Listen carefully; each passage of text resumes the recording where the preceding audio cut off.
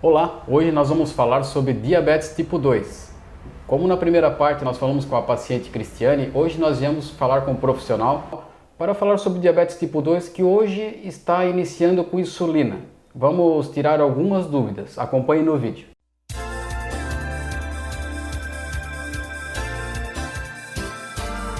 Olá amigo, olá amiga do canal TV Diabetes. Hoje nós viemos no consultório do Dr. Dallis Bohr para nós podermos tirar algumas dúvidas sobre diabetes tipo 2 insulinizado.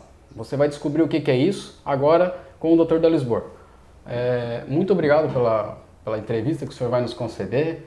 E há uma dúvida muito grande, pessoas nos procuram para saber sobre diabetes, sobre insulina, sobre remédio. E eu acho que o intuito do canal TV Diabetes é esse, é levar informação a todos. Hoje existe um fator principal para o diabetes tipo 2 passar a usar insulina? Qual que é a referência, né? Existe. Obrigado pela oportunidade de estar aqui participar também. Mas a questão é a seguinte, a gente nunca pode esquecer que toda pessoa diabética, ela é diabética porque ela tem pouca produção de insulina. O que diferencia mais o tipo 1 do tipo 2 é que o tipo 2 também existe a história da resistência ao trabalho da insulina. Certo. Mas basicamente é um indivíduo que produz pouca insulina.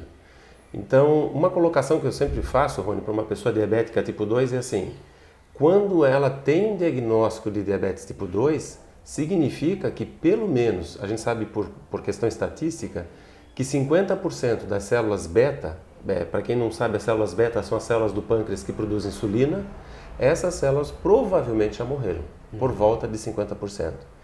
Então, o que ocorre? Nesse momento, a glicose de jejum passa a ficar elevada, né?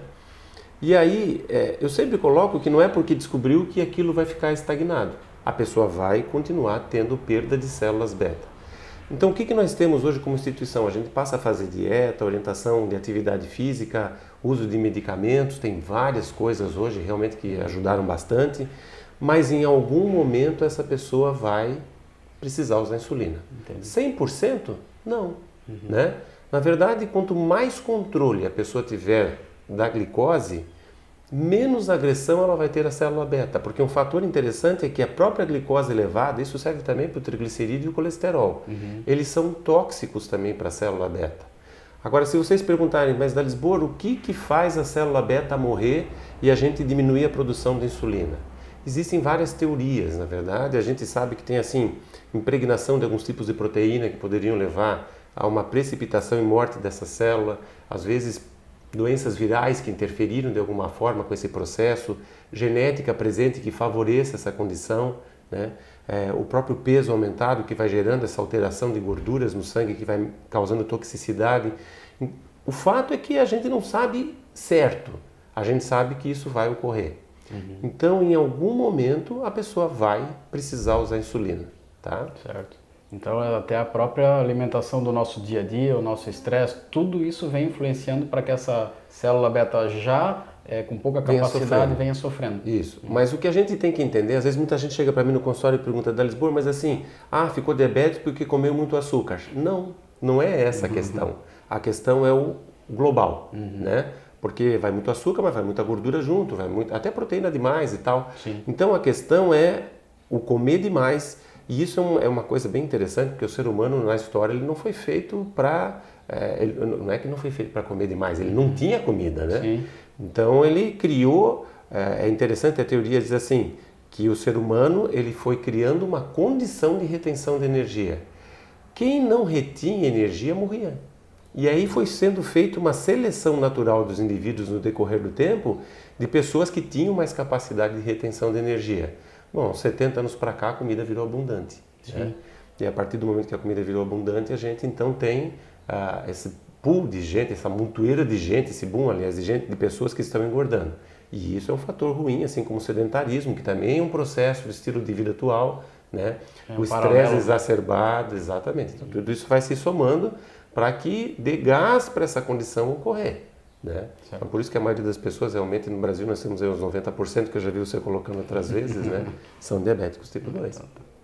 Essa é a importância de nós estarmos conversando com o profissional para a gente estar tirando suas dúvidas, né? Muita gente tem dúvida, o canal Diabetes também tem dúvida, recebe dúvidas e essa é a intenção para que a gente possa esclarecer.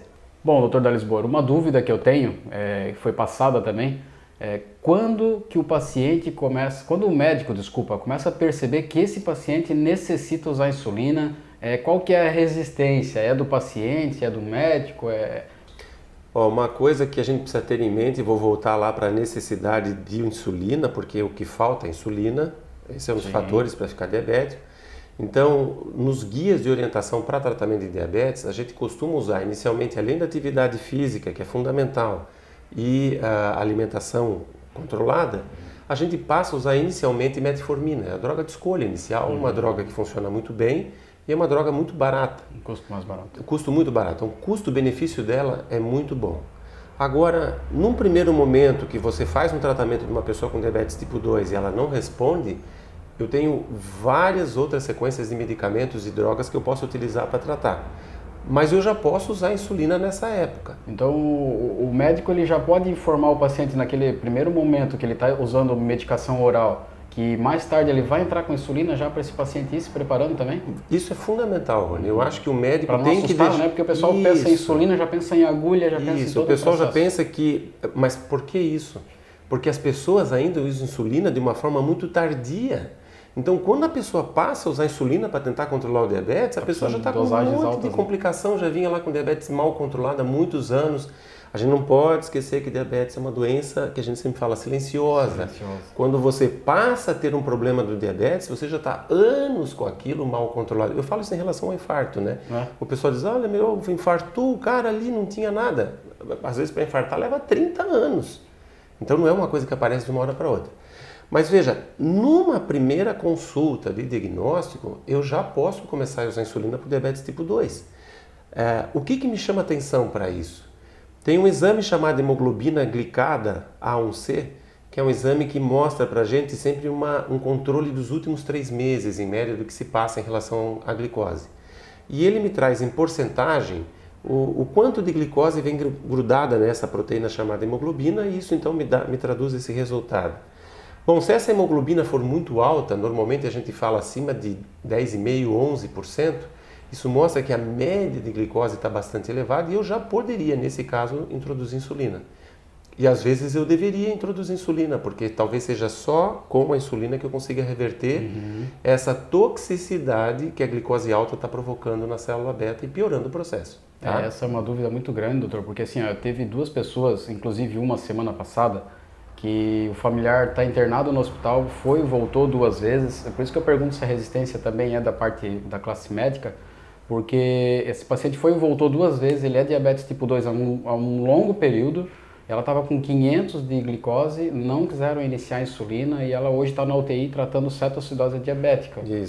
Isso ocorre em algum momento, porque essa evolução de perda de células beta, que no tipo 1 é muito aguda e muito rápida, né? Em média, o tipo 1 ele acaba perdendo 90% das células de uma hora para outra, entre aspas. Por isso que ele tem que ser insulinizado, ele tem que usar insulina, porque não adianta dar remédio nessa situação. Sim. O tipo 2 também acontece isso. Então, você tem aqueles de evolução arrastada e você tem aqueles de evolução rápida. Então, a gente, frente a um paciente que chega já com uma hemoglobina muito alta, uma glicose acima de 200, 250, que está perdendo peso, isso chama muito atenção para a falta de insulina. Porque o diabético, que grande parte das vezes tem o peso aumentado, e não houve muita variação do peso e ele tem um diagnóstico, é uma coisa. Mas quando ele tem uma perda acelerada de peso, ele perdeu lá 5, 6 para mais, por exemplo, de quilos, né? Isso chama atenção para pouca insulina. Mas clinicamente eu olho para uma pessoa que emagreceu muito, tem um diabetes recém-diagnosticado, né? Está com uma glicose alta, uma hemoglobina muito elevada, essa paciente de cara já poderia usar insulina. Isso que você falou dos médicos ou os pacientes ficarem com receio de usar, muitas vezes é o próprio médico que tem o receio de usar. A gente chama na medicina isso inércia do tratamento, né? Quer dizer, o médico fica achando que a tua glicose estava 250, agora está 200. Baixou, vamos tentar mais um pouquinho. Nesse pouquinho, às vezes passa 5, 6, 8, 10 anos. E a pessoa, acontece como esse paciente lá, que daqui a pouco está 500, vai lá, mas vamos tomar mais um remedinho. Não, aí uma situação dessa você tem que insulinizar. O que pode ocorrer, mas lá na frente é você dizer, olha, talvez dê para a gente tirar a insulina nesse momento e voltar à medicação. Mas tem que tirar da fase de toxicidade. Bom, essa é a importância de você mandar o e-mail, nos fazer pergunta, porque a gente vai até o profissional, tenta solucionar a sua dúvida, pode mandar o e-mail, tá aí no seu vídeo, pode acompanhar. Mande seu e-mail, pergunte. É claro que esse vídeo vai acabar, né? A nossa entrevista vai acabar aqui, mas se você tiver dúvida, a gente vai retornar, vai conversar com o Dr. Dalisbohr, vai tentar tirar o máximo de dúvida possível. Dr. Dalisbohr, eu queria só perguntar para o paciente, né, para a pessoa que hoje está assistindo o vídeo, se preocupa com a saúde, né? O canal TV Diabetes está cada vez crescendo mais em visualização, já está com 6.000 visualizações, então a gente está muito agradecido por isso. Para essa pessoa que está assistindo o vídeo, está preocupada com a sua saúde, já faz muito tempo que ele não vai ao seu endócrino, tem diabetes tipo 2, eu sei porque eu já tive relatos de pessoas que estão reclamando que a sua ponta de dedo está dando muito alterada, passando de 200. Qual é a mensagem que o senhor deixaria para essa pessoa? Ela procura um médico? Qual é uma mensagem que o senhor teria para ela? A pessoa tem que procurar um médico para poder ser orientada adequadamente, tá certo?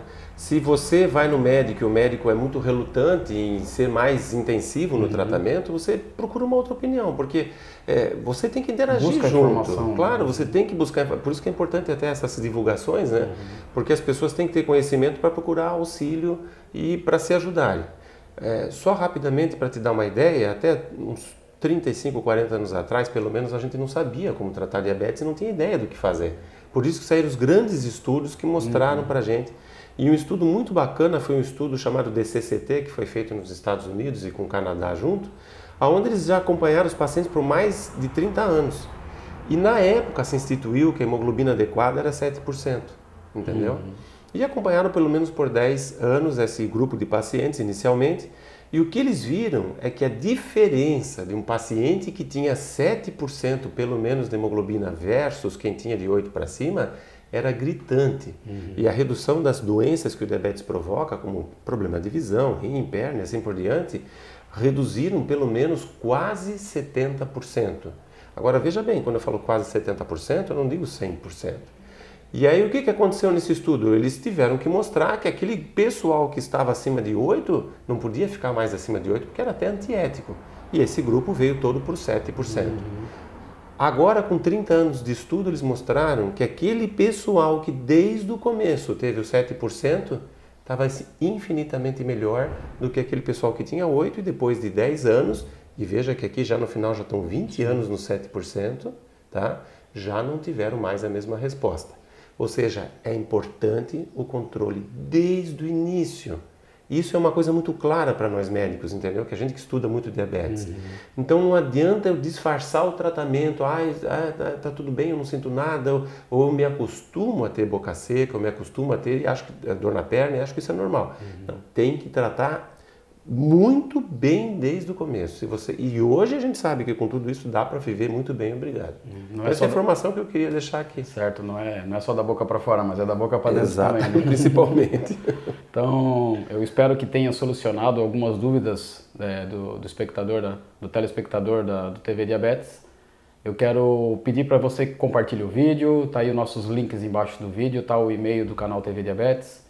Essa é a nossa intenção, levar informação. Nosso sonho maior é estar nas ruas, fazendo prevenção, fazendo diagnóstico, mas eu acho que com esses pequenos passos que a gente está fazendo aí, a gente vai conseguir fazer essa prevenção chegar aonde precisa, que é a população mais carente, que é onde talvez não tenha a condição de estar vindo num consultório de 6 em 6 meses.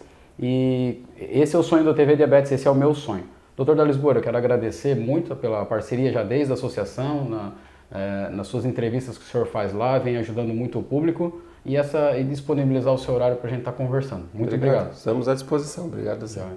Continue então assistindo os nossos outros vídeos e compartilhe com seus amigos. Até o próximo vídeo. Obrigado. Diabetes. Prevenir é o melhor remédio.